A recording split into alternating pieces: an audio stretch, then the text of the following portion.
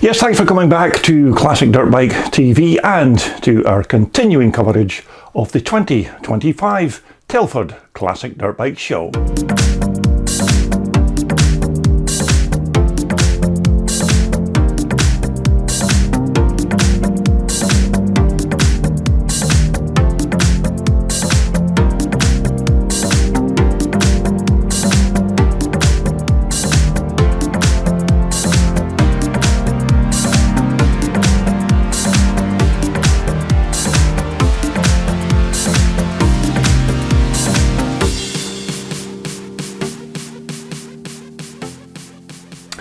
Yes, thanks for coming back to Classic Dirt Bike TV and to our continuing coverage of this year's 2025 Telford Classic Dirt Bike Show. And I hope you've enjoyed all of the previous episodes that we've brought you from that event. And it looks like we're going to have enough footage left to bring you episode 10, which of course will be the last and final feature from this year's Classic Dirt Bike Show. So I hope you enjoy what's left of Telford 2025. So let's dive straight in and take a look at our latest batch of Telford Classics. Right, so to get our penultimate feature underway, we're first going to take a look at Neil Bishop's little 250 Can-Am. And I remember Neil telling me that this bike here was originally a military bike, but Neil converted it as a machine that he could use at classic scrambles or enduro events. Now, I was lucky enough to have a quick chat with Neil on the day of the show, and I remember he mentioned that the motivation to convert this ex-military Can-Am into a more desirable twin shock racer was because of a video that he'd seen on my YouTube channel of my late friend Ian Robertson's Can-Am racer. And when you take a look at Ian's Can-Am here in this short clip, you can see how Neil's done quite a good job of making a near enough copy of Ian's racer. And in its way, it's quite a nice tribute to Ian, and I'm sure that he'd be the first person to say well done to Neil for his efforts. Although there is one other reason for featuring Neil's bike, and that's that Neil's a subscriber and a fan of Classic Dirt Bike TV. So as a loyal visitor to CDB TV, Neil surely deserves his few minutes of fame. Anyhow, I'm pretty sure that you're already aware that these little Can-Am rocket ships were made by the Canadian Bombardier company,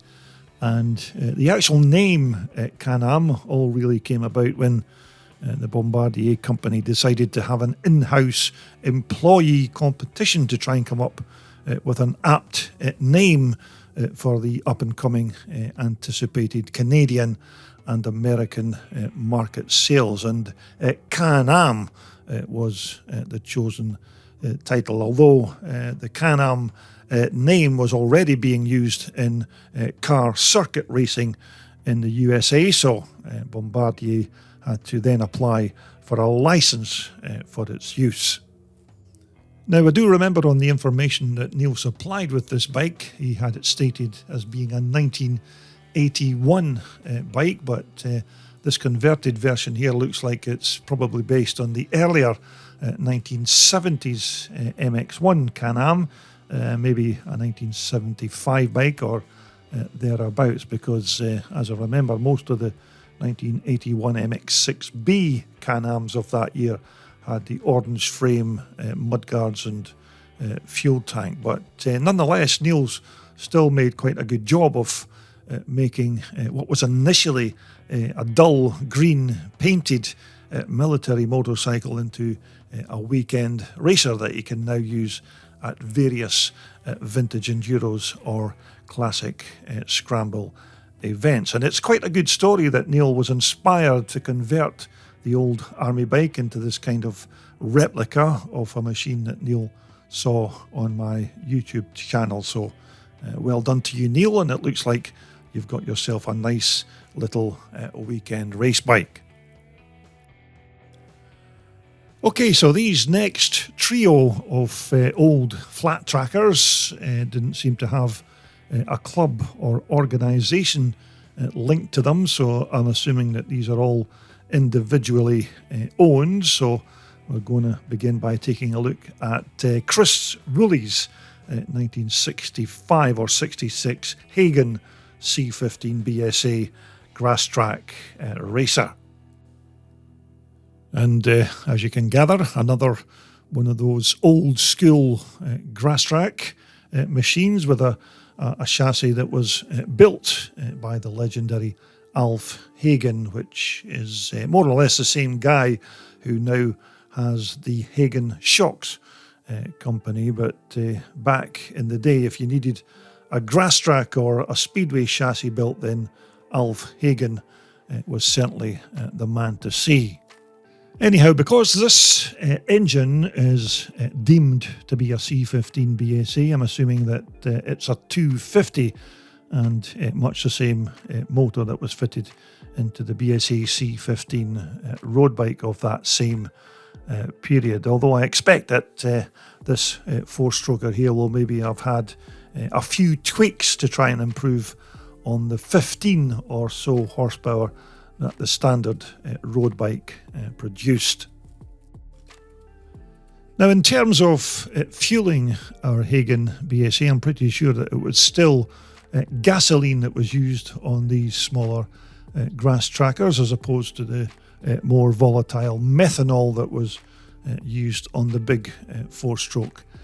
speedway and grass track bikes. And it looks like our 250 BSA has been converted to total loss ignition, whereby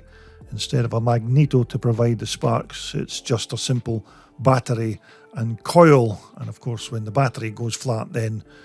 no sparks. Although in their stock standard trim, these C15s weren't super powerful, but as I said,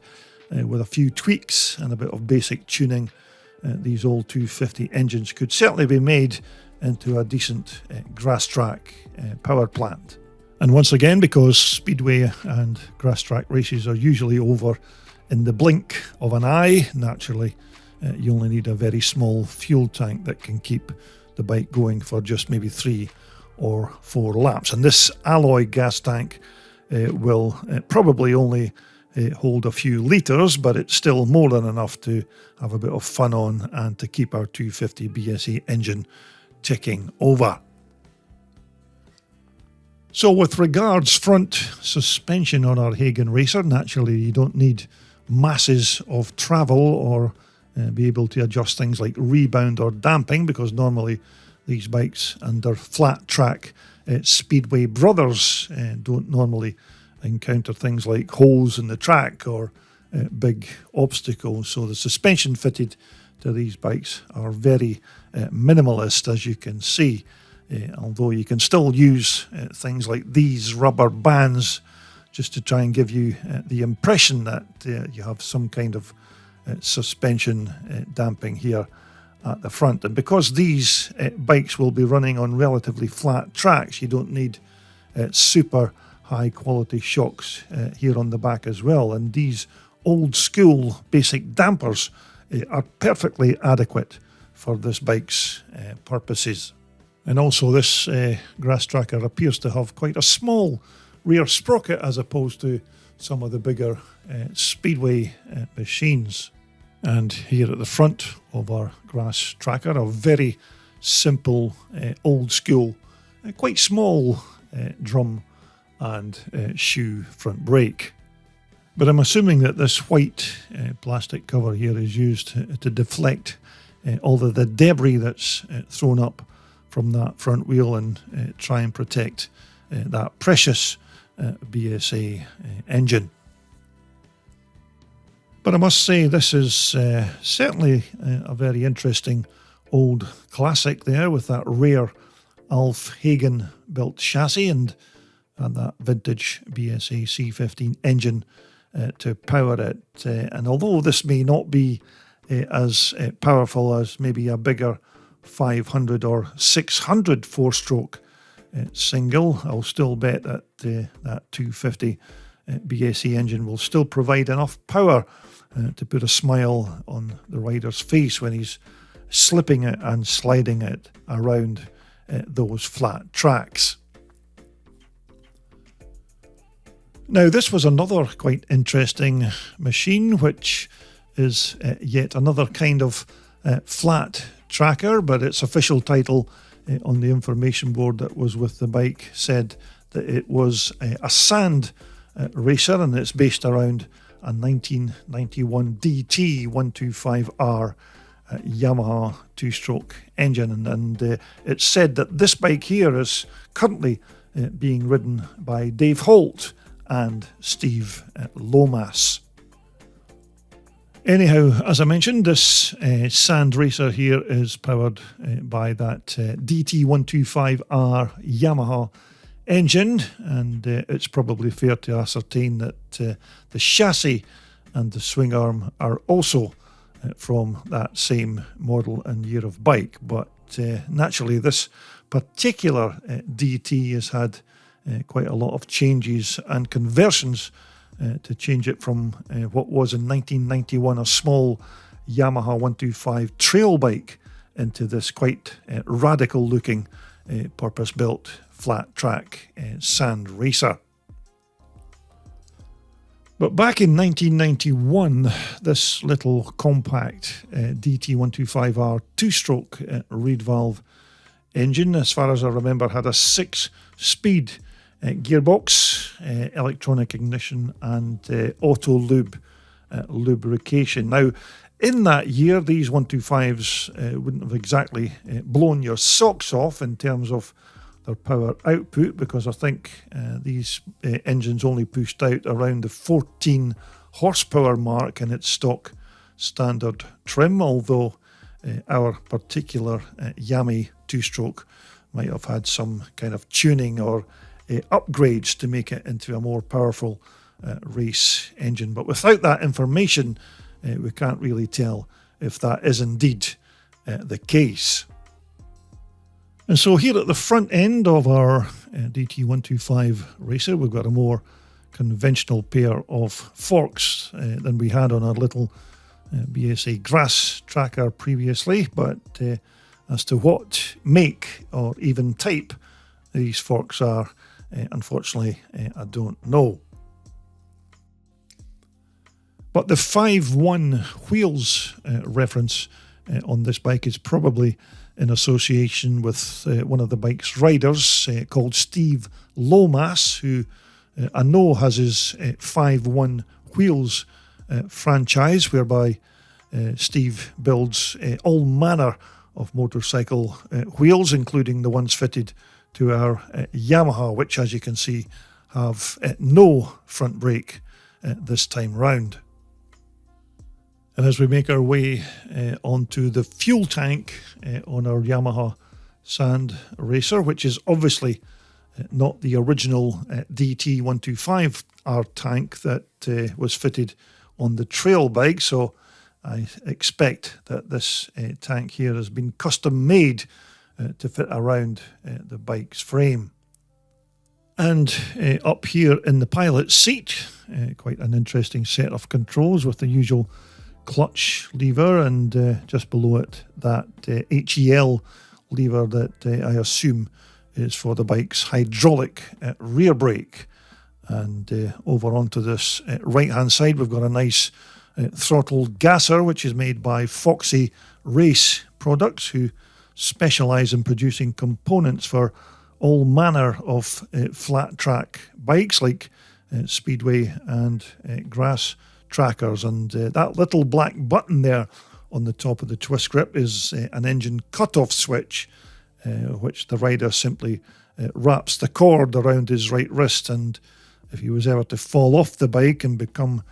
disconnected from it in some way, then that black connection would be severed and the engine would stop, so that the bike doesn't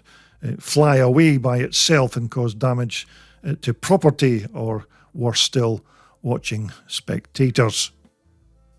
And once more, the seat base and its rear cowling, I'm assuming, are made from fiberglass, because as this is just a small engined racer, I can imagine that weight would be quite a major factor in making this little bike go fast, and lightweight materials would certainly be key in that respect, although it still looks like the original DT's swing arm has been kept on this sand racer, and a relatively small rear drive sprocket again to get the gearing just right for those fast sand tracks. So there you have it, something a little bit different from the normal trials and scrambles bikes that you come across at Telford each year, and I can imagine that this little racer will fly along when it's strutting its stuff on the track. Although as yet I've never had the opportunity of watching sand racers in action, although who knows, maybe one day we can all see Dave Holt and Steve Lomas put this bike through its paces. Right, so our last and final flat tracker is a full-blown bona fide speedway bike, and this little beauty here is a 1982 Gordon powered racer, which is yet another bike that apparently was built and ridden by Steve Lomas. And this bike here was, or indeed is, the Boston Speedway track record holder. That's of course Boston Sports Stadium in Wyberton in Lincolnshire, and not the South Boston Speedway in the United States. And as I remember, I think the old Boston Speedway track in the UK closed back in 1987, and I think it was demolished to make way for, of all things, a supermarket. Anyhow, just in case you're not up to speed with these rare four-stroke engines, Gordon was a small engineering company in the UK founded by former European grass track champion Don Gordon, who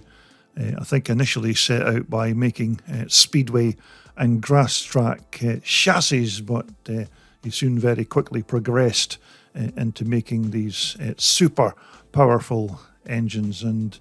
by the end of the 1970s this famous GR500 was established as a world-class motor, which was sometime later followed by a Gordon V-twin, although as I believe Gordon Engineering is now owned by Gary Drake, who's now in the process of taking Gordon to the next level in terms of its engineering building excellence. So according to my research, these GR500 engines had a bore of 85.5 and a stroke of around 86 millimeters, which roughly translated into about 493 cc, which is, it's said, made this engine pump out around 64 horsepower, so it certainly had more than enough grunt to power this featherweight speedway frame around those oval tracks at top speed. But again, I can imagine, like most other speedway power plants, our GR500 will be running on methanol and not your regular gas, because methanol is said to increase the power, burn a little bit cooler, and it also helps inhibit pinging or pinking that you sometimes get from these racing engines. But you can see that it's an absolute brute of an engine, and superbly designed and manufactured by Don Gordon, who of course wasn't just a brilliant motorcycle engineer, but a top-class speedway and grass track rider as well. And even on its own, this racing engine is a true work of mechanical art, and certainly a great tribute to Don's mechanical skills. But when it comes to the bike chassis, I don't have a clue as to who actually made it, but it does have this Jawa fuel tank inside the frame, so it might even be a Jawa chassis, or maybe even one of Don's own frame creations. But as I said, I don't actually know. But you can see that it's a nice piece of kit with that big GR500 4-banger engine and this kind of purple metal flake colour scheme as well. But again, no brakes on this oval track racer. Normally you just close the throttle and then you let the torque of that Gordon engine slow you down. Anyhow, so there you have it. 3 quite nice examples of flat track racers with Chris Woolley's 1965 Hagen BSA grass tracker on the left, Steve Lomas's 1982 Yamaha DT125R sand racer in the middle, and that fantastic Don Gordon Speedway racer there on the right.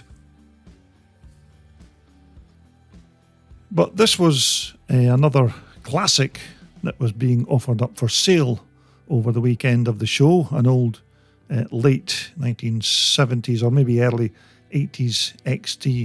XT500 Yamaha, which I don't think is a fully original bike, but it's certainly something that could be made into a decent off-road scrambler or maybe enduro racer. Now again, there was no information posted with this bike other than the price tag, which was £5,500 or nearest offer, which I didn't think was too bad for a more or less complete XT that you could put straight onto the track, which is powered of course by this fantastic XT500 4-stroke engine. And if you're a fan of these old XTs, then you'll already know just how strong this power plant is. But this bike appears to have everything that you need to get you going, along with what looks like a decent pair of remote reservoir shocks there on the back. And at the front end, it's Yamaha's own forks, which look like the proper units that you'd find on one of these XTs. But as I said, there were no details about the bike, and sadly there was no contact number either. So if this was maybe something that you might have been interested in, then it looks like the sellers just missed out on getting his bike advertised in a little plug on CDB TV. Now, usually over the course of a weekend when I'm at Telford each year, there's always one bike that makes an impression on me that lasts well on to after the show's finished. And this year it was this lovely looking Triumph Twin Scrambler, an absolute gorgeous looking motorcycle that for me personally seemed to tick all of the boxes on my list of what I look for in the perfect motorcycle. So once again, sadly, there wasn't a single scrap of information or even background on this beautiful bike, although it was parked in the Drayton frames display section in one of the halls, so it's probably fair to say that it's something to do with Drayton. So just to try and get some background, I thought the very first thing to do was to message Rob at Drayton Frames to see if he knew anything. And as luck would have it, Rob did know a little bit about this bike, and he told me that this machine here was sold as a Drayton frame kit to one of their customers called Mark Spencer. And so basically Rob at Drayton Frames supplied Mark with the chassis, the swing arm, the fuel tank, the seat base, exhaust system, mudguards, oil tank and engine mounting plates. And I think he even supplied some of the nuts and bolts that Mark needed to complete the build of the bike. So we got the full SP on the basic parts on the bike supplied by Rob at Drayton Frames, and it was the logical step now to try and contact the bike's owner and builder, Mark Spencer to try and get the complete story. So when Mark eventually got back in touch with me, more or less confirmed what Rob at Drayton Frames had already told me, that Drayton more or less supplied all the bits that we've just mentioned in the kit, and then Mark did all the rest by supplying and fitting the Triumph 500 twin engine. And these front forks are a pair of Triumph Adventure units, and I think Mark told me that both wheels and their hubs were supplied by Rickman. But during my conversation with Mark, he also said that he made these quite nice mudguard stays at home in his own workshop. And as you can see, Mark's picked quite a nice engine to power his Drayton Scrambler, and this 500 twin Triumph certainly looks the part sitting inside this quite nice chassis. And those pair of header pipes are more quality parts that were supplied by Rob at Drayton Frames, which as far as I know don't have any kind of silencer or tailpipe to speak of, just this short stubby tailpiece here at the back that hopefully won't deaden the sound of that superb Triumph twin grille when it gets fired up. So again, the exhaust system, it seems like more quality parts from those Drayton engineers. And we've also got a rather short stubby gear shifter on our big Triumph, and what looks like an Apico Kickstarter there as well, as these were the days, of course, before electric start on these Triumph motorcycles, so you had to do it old school and kick the engine into life. Although you can see that she's quite a nice looking lump of an engine, and it would have been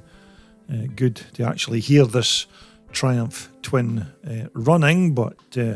because the show was all indoors, that was never going to happen. Although I was a little bit baffled about this little alloy box here at the back of the engine, but that was until Mark cleared up that point by telling me that this was a new oil filtration system by Thunder Engineering. So once again, this nice looking fuel tank is another part that was supplied by Drayton Frames, although whether it was already painted before Mark got it, I don't know. But this nice blue and silver combination does work quite well on this machine, and I expect that this fuel cell here will hold more than enough gas to keep that 500 Triumph twin purring along. And once more, here at the back of our Triumph Scrambler, it's a pair of modern style classic rock shocks that Mark's chosen to fit